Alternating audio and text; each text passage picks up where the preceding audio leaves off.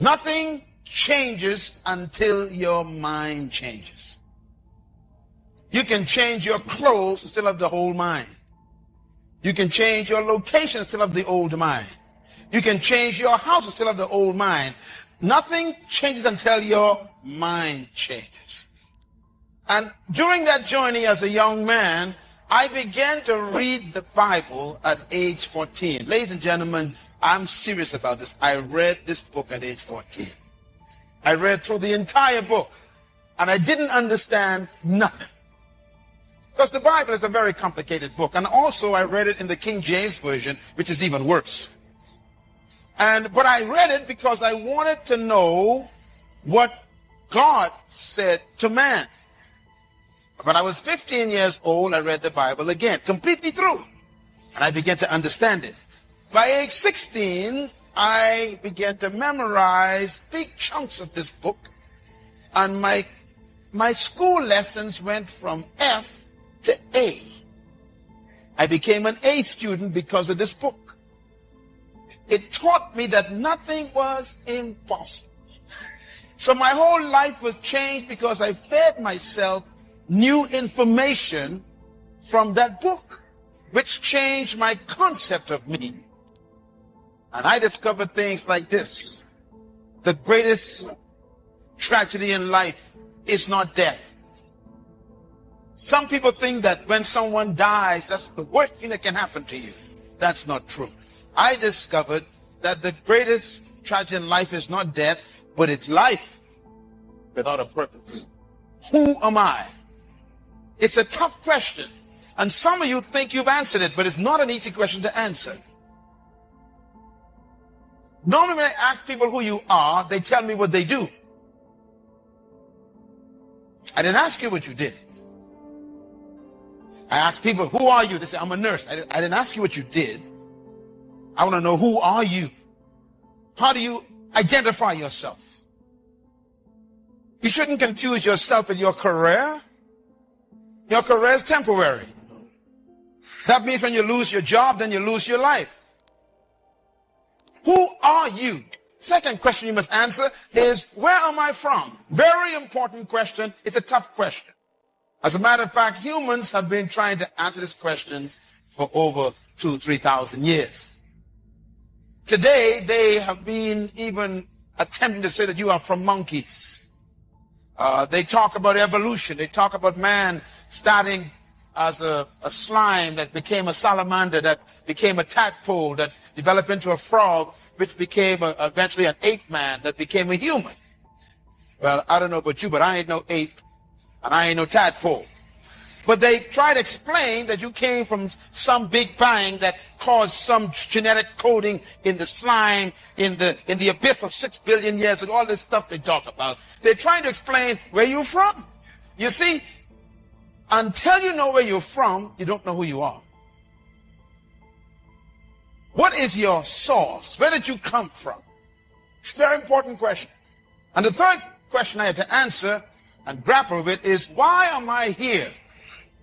That's a tough question. Why were you born? Why were you conceived? Why are you on this planet right now? Why did you come to earth? These are tough questions. And the person sitting behind you have not yet answered that question. Because it's a hard question. We don't even like to think about it. Why am I here? We ask that question silently. We don't talk about it publicly. Because we are afraid we don't know the answer. Why were you born? I mean, they said when a man has sex with a woman and he releases semen into a woman, scientists have proven that over 600 million sperms rush toward the egg.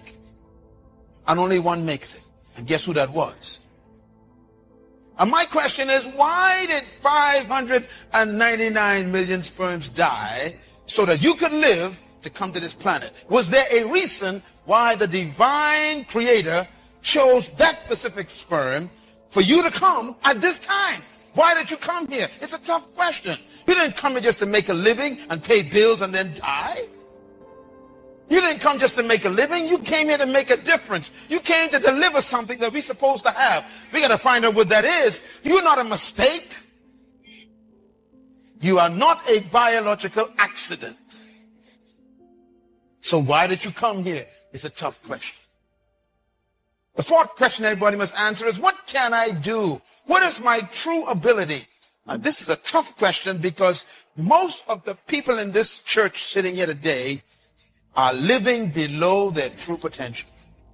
You don't know what you're capable of. Why? Because we have accepted other people's opinions of our own ability. We've allowed people and culture and society to tell us what we can and cannot do. I was a victim of that years ago. I had to be delivered from people. Even living in this city, this town right here, could be your greatest curse. Because there are certain things they don't expect you to do in this town. They tell you how far you can go, what you cannot do, what's never been done, and you better don't upset the boat and don't achieve that here, and you can't do that here. They muffle your true ability. What can you do is the question. It's a tough question. And the fifth question, write it down, everyone must answer, is where am I going? This one has to do with your destiny. Where are you going in your life? Where will you be in the next 10 years? What do you see for the next 50 years of your life? What do you want to do with yourself in the next 40 years? What do you see in your life as your future destiny? What's your hope to become and to do in your life?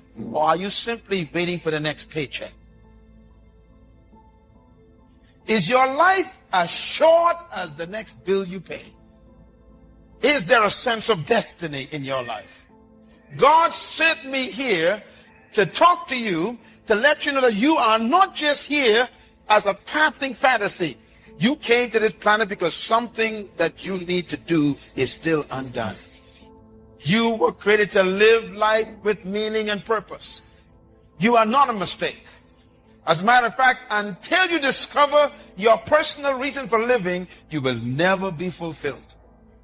You were born, sir, to do something important in this world. That's why I am convinced that all of us were created for a purpose, equipped with potential, and designed for a destiny. I am convinced that you are loaded with stuff that we haven't seen yet, and is trapped under your fear of people. As a matter of fact, some of your greatest graveyards are your jobs. Nothing can bury you faster than a career that you're trapped in. You were born to do something that the world needs. And that's why until you discover your purpose, you can never maximize your potential. I'm going to explain that to you in a few minutes before we go. Your purpose, madam, is the most important thing for you to discover.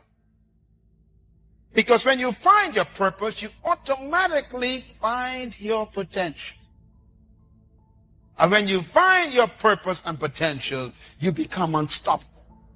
No human opinion can touch you when you discover your purpose in life.